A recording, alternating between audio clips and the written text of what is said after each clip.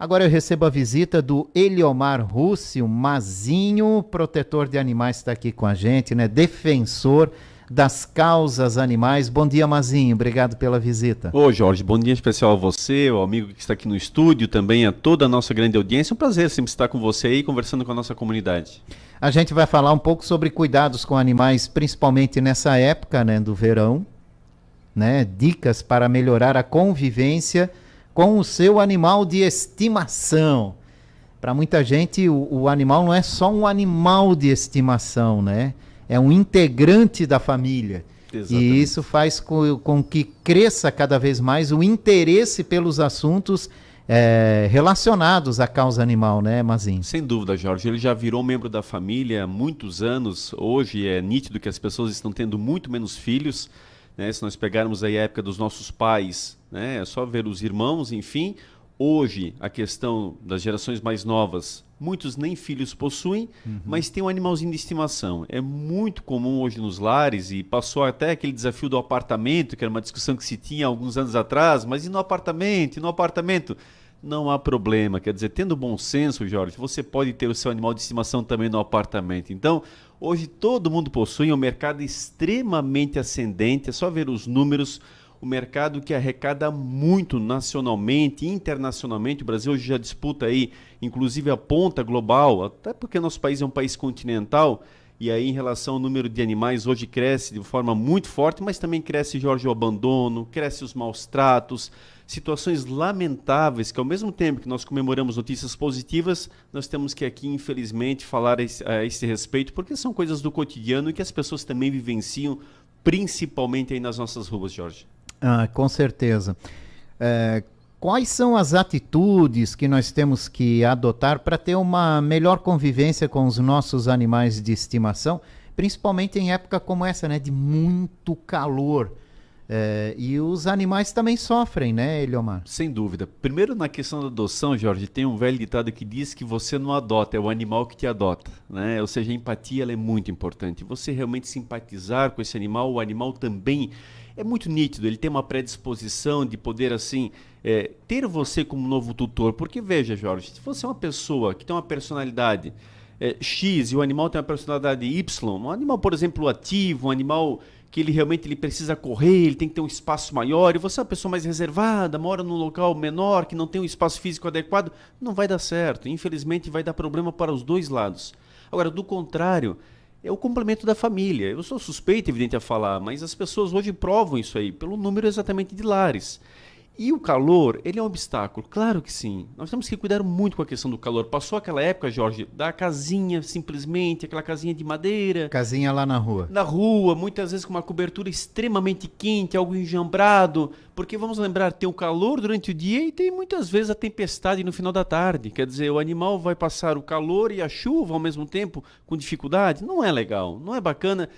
As pessoas não estão mais promovendo isso, realmente o número vai diminuindo, esse é um ponto muito positivo. Quem tem o seu animalzinho dentro do lar, né, de residências, casas, vai modificando esse panorama. Hoje é até raro você encontrar a tal da casinha, ele já acaba dormindo em cômodos dentro da própria residência, né? E veja, aqui não estou falando que isso é uma obrigação, não é isso, mas em bem acomodar o seu animal. Veja um local adequado para ele. Ele não precisa dormir na sua cama, não é isto.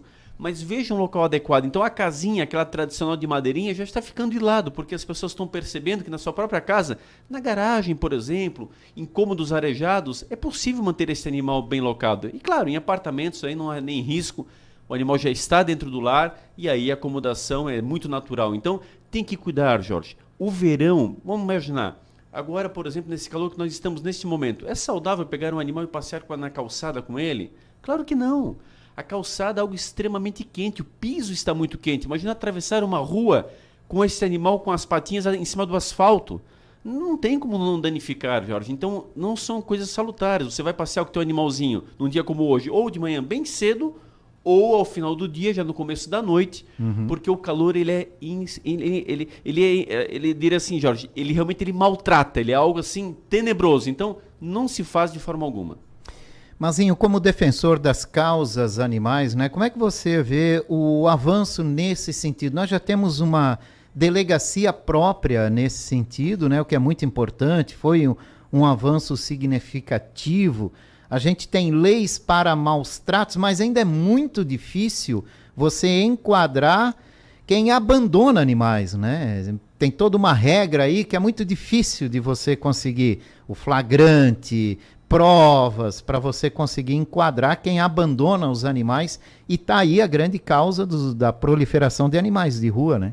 A verdade é que, Jorge, assim nós avançamos, mas por um lado, isto é algo que é o tema do momento. Então acaba chamando muito a atenção, principalmente de gestores públicos, a época de política, de eleições, então tem aqueles que se norteiam defensores apenas naquele período, porque virou mídia, literalmente.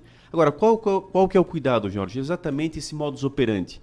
A delegacia é bem-vinda? Sem dúvidas. Mas o modo de operar dela é diferenciado? Facilita para quem vai fazer uma denúncia em relação aos animais? É mais fácil?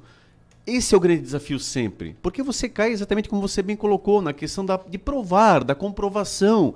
E veja, são situações que não são simples de comprovar. Você tem que ter uma fé maior no relato da pessoa.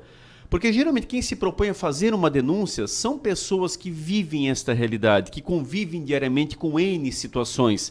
Então você tem que ter uma credibilidade a mais nesse sentido. Agora, não é simples você pegar em flagrante, você simplesmente ter provas documentais, não é desta forma, então nós não vamos avançar. Então nós temos que ter um olhar mais sensível também em relação a estas questões. Para aí sim, agora a delegacia nós estamos vendo que ela realmente está tomando propósito, está investigando, está tendo resultados. Só vai mudar isso, Jorge, quando infelizmente as pessoas que fazem os maus tratos, que promovem essas ações, perceberem que a punição de fato está ocorrendo. Porque infelizmente até então a gente ainda está a Deus dará. Situações que ocorrem rotineiramente. Olha, eu sou um que na minha casa, infelizmente o abandono é uma tática comum. Todos os meus animais são oriundos de abandono e desta forma a gente tem uma dificuldade muito grande. Por quê? Mesmo com câmera, mesmo com todo um trabalho que eu já faço há muito tempo, a gente continua sofrendo esse tipo de situação.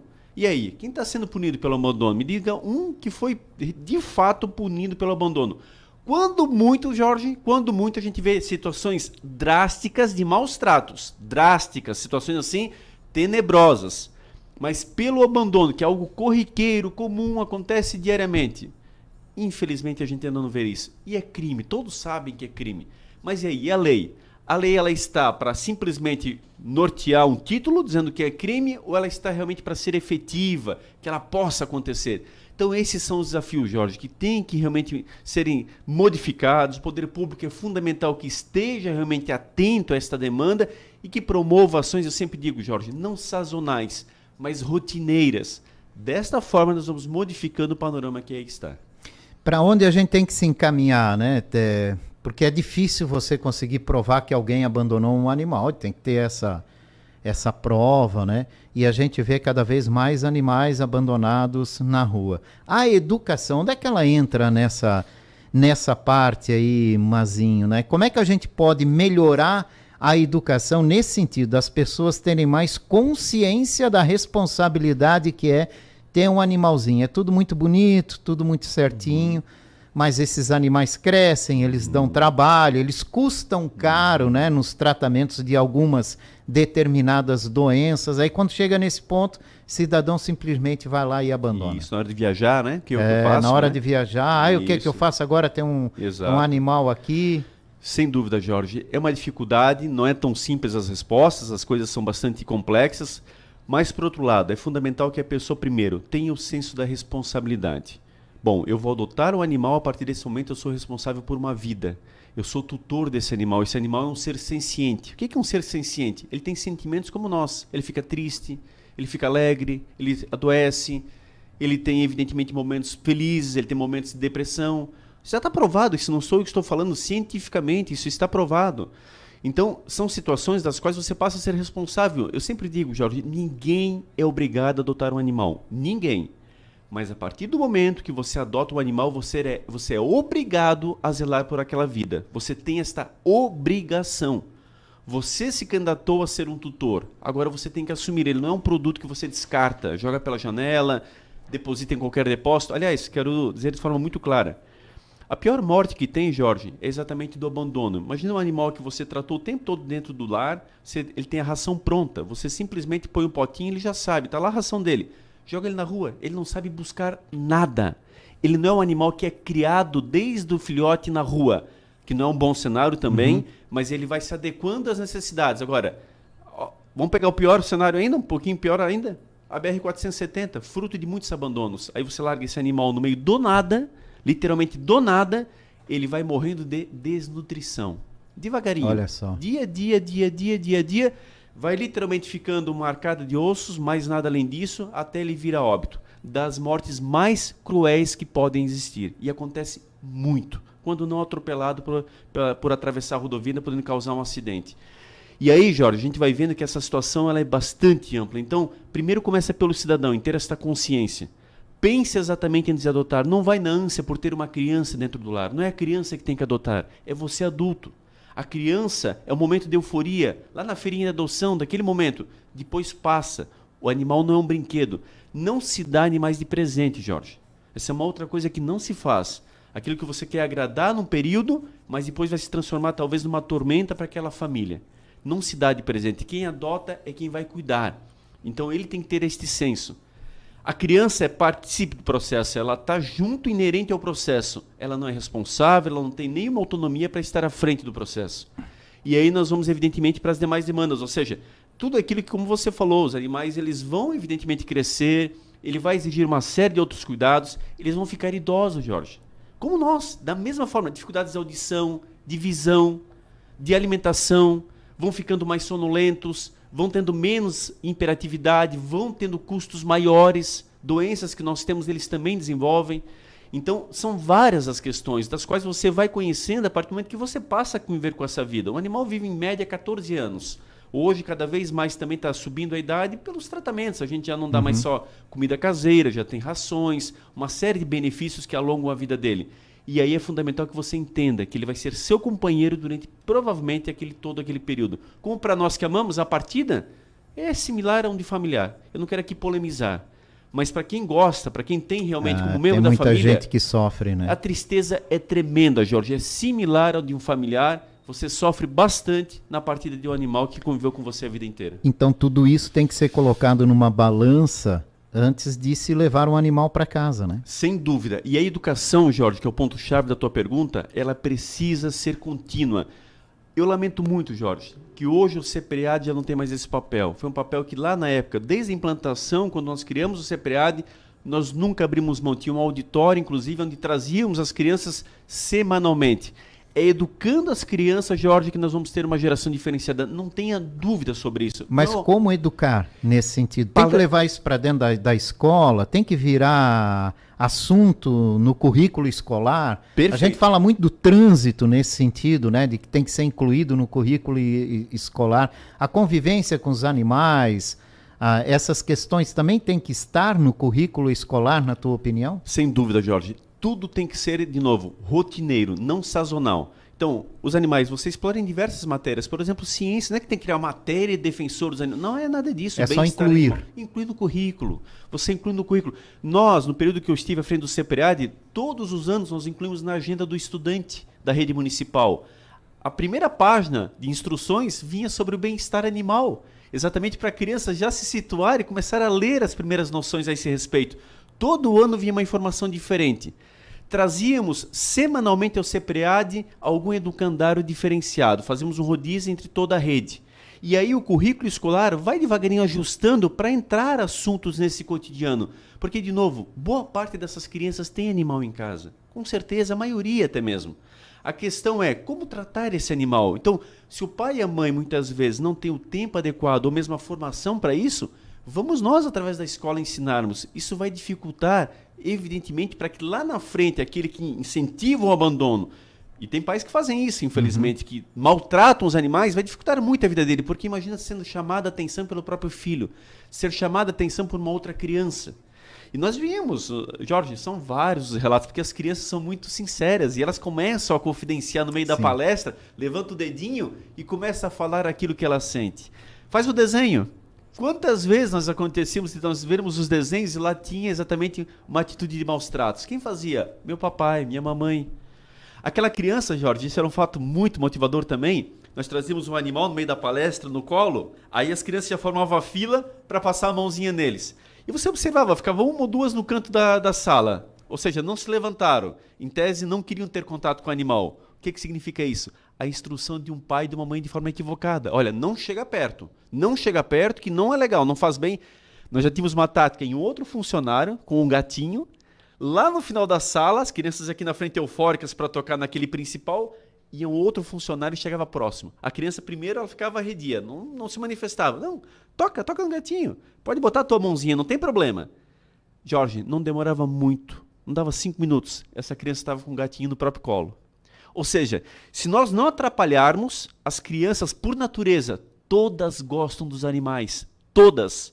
É questão de afeição, questão de proximidade. Não tem jeito. Pega um bichinho de pelúcia, todas elas vão gostar, ainda mais vivo que ele vai reagir. É fantástico essa experiência. Não quer dizer que todas têm que ter animais, não é isso. Mas elas aprendendo a respeitá-los, a não danificá-los, a não machucá-los. Por que tacar pedra? Quantas pessoas que orientam assim, olha, se passar um animal na rua próximo a você, taca a pedra, não deixa ele chegar perto. Por quê? Por qual motivo isso? Claro que nós temos exceções, raças extremamente vorazes, que são, infelizmente, oriundas do abandono de pessoas extremamente irresponsáveis, mas, Jorge, isso é tão assim raro que, olha, é quase acertar na loteria você cruzar com um animal desses. Até porque cruzar com um animal desses, o problema vai gerar de qualquer forma a qualquer pessoa que seja. É um animal que não deveria estar de forma nenhuma sozinho pelas ruas. Mas, olhe, quantas vezes eu já abordei um animal desse, na época do CPAD foram vários, a própria Polícia Militar nos ligava volta e meia por conta de alguma situação desse tipo. Eu, particularmente, nunca fui mordido. Porque a partir do momento que eu não mostrei reação a esse animal, ele também passou a me respeitar. Mas isso é uma outra conversa, não é uma questão do cotidiano. O cotidiano é, o animal tem que ser respeitado e as pessoas precisam entender isso. E é pelas crianças que a gente vai corrigindo esse erro na sociedade. Que outras ações a gente poderia promover? Quando a gente fala, estamos falando aqui do governo, da cidade, hoje a gente tem o CEPREAD, que já foi um avanço, né, nesse sentido, mas aonde ainda é necessário avançar? Precisamos, Jorge, como sociedade em todo, nós todos fazemos parte dessa situação, não é só uma parte nem outra. Claro que o governo tem a sua responsabilidade quanto aos animais que estão nas ruas. Essa é uma questão, uma política pública clara, notória, porque interfere na vida não só do animal, mas também do cidadão que está sem o seu direito de ir e vir muitas vezes nessa condição. Agora, as ONGs fazem um papel fantástico, Jorge, nós temos lutadores, bravos, defensores independentes, pessoas que literalmente abriram mão da sua vida. Você calcula, se uma pessoa com 2, 3 animais já tem um certo trabalho em determinados momentos, como viajar, imagina uma pessoa com 40, 60, 100, 200, 300 animais. Nós temos pessoas que abriram mão da sua vida para exatamente fazer um serviço imensurável em prol da sociedade. São chamados defensores independentes. Eu sempre digo, inclusive, tem que só cuidar um detalhe. Você não pode estocar animal. Faça por aqueles que você consegue. Então, Jorge, se tu consegues fazer por 10 animais, fantástico. Não tenta fazer por 20. Daqui a pouco os 20 vão estar sofrendo, sem alimentação e confinados no espaço. E é aí que nós temos que ter essa consciência também. Sabermos reconhecer o papel de cada um. Então, todos são importantes na sociedade.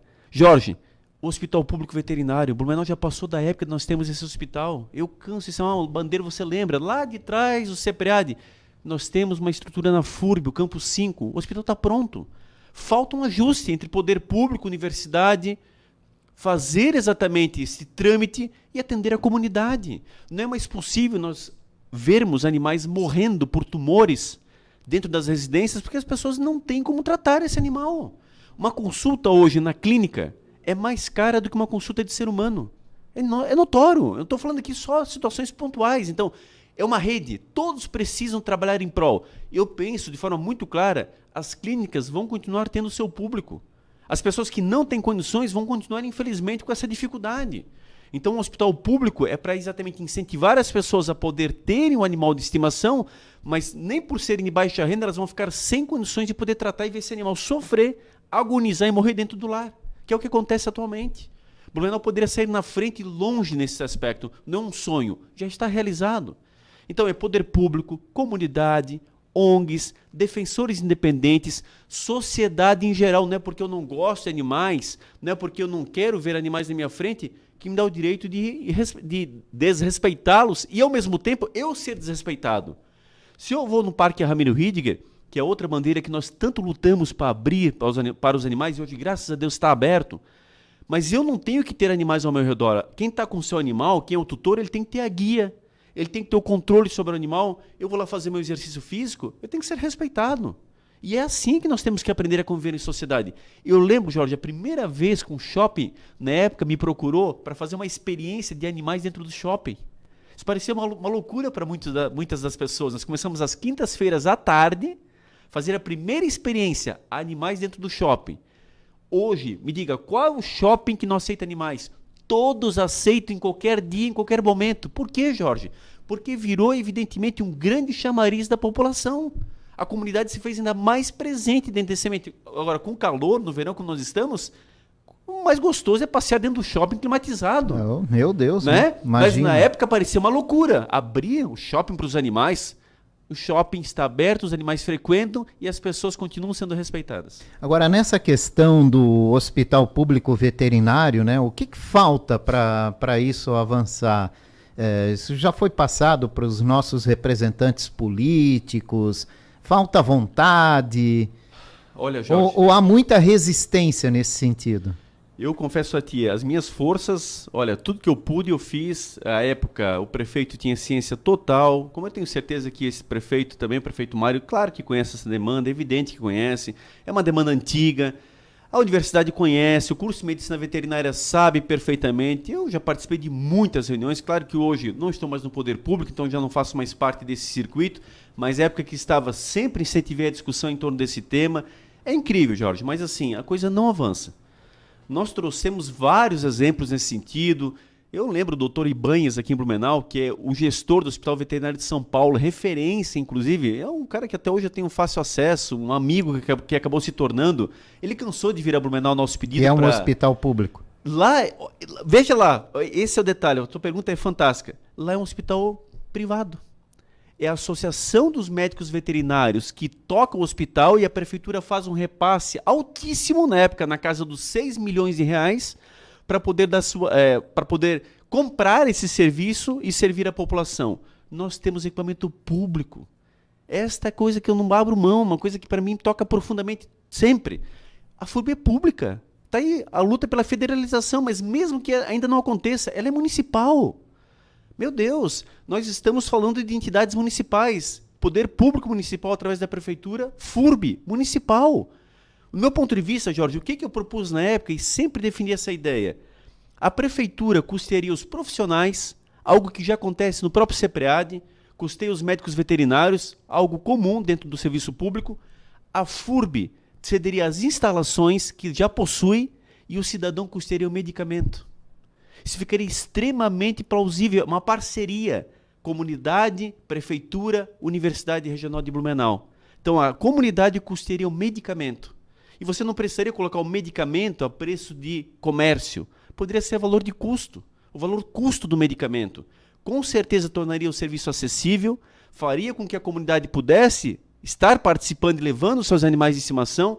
A universidade, por outro lado, teria um ambiente de pesquisas fantástico. Os melhores cursos de medicina veterinária, e não estou desqualificando o nosso, mas os melhores são oriundos de universidades que têm hospitais abertos integralmente à comunidade, porque eu sei que vai vir uma defesa dessa minha fala por parte da universidade, mas nós atendemos os animais em ocasiões sazonais, existem filas reprimidas. Eu estou falando de um hospital integral, aberto, como qualquer hospital que nós conhecemos na nossa cidade, como faz a UDESC, por exemplo, em Lages. É dessa forma que eu estou falando. Então é um hospital aberto à comunidade, o animal não escolhe o momento de ficar doente, ele não escolhe a hora, se sabe, é como nós. Então na hora que acontece tem que ter o socorro imediato, e aí cadê o hospital nessas horas? Não dá para marcar consulta, agendar e ficar aguardando. Aí o animal entra em óbito. Então é isso que eu falo, Jorge. Todos saíram ganhando com toda certeza. Nós teríamos uma diminuição de animais das ruas. Quantas vezes que o animal é abandonado por estar com uma doença crônica, a pessoa já não aguenta mais vê-lo sofrer, e aí ele é abandonado, sem contar as pessoas que de má índole fazem o abandono também, e aí liga-se ao CEPREAD, né, que é a política que nós implementamos à época, mas que também não tem condições de atuar quanto hospital. O hospital é hospital, o CEPREAD faz um trabalho, evidentemente, ali de primeiros socorros. Então, é uma situação que, infelizmente, até hoje não aconteceu, mas não é por falta de aviso. Particularmente, essa bandeira já carrega há muito tempo.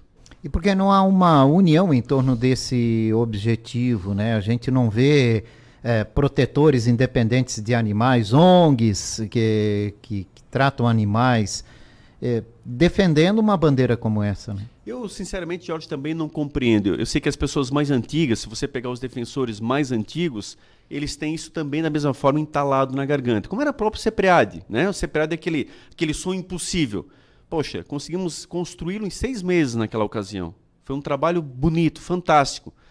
Mas eu confesso a ti que também não entendo o que acontece nesse aspecto. Onde eu posso, onde eu estou, eu falo sobre isso.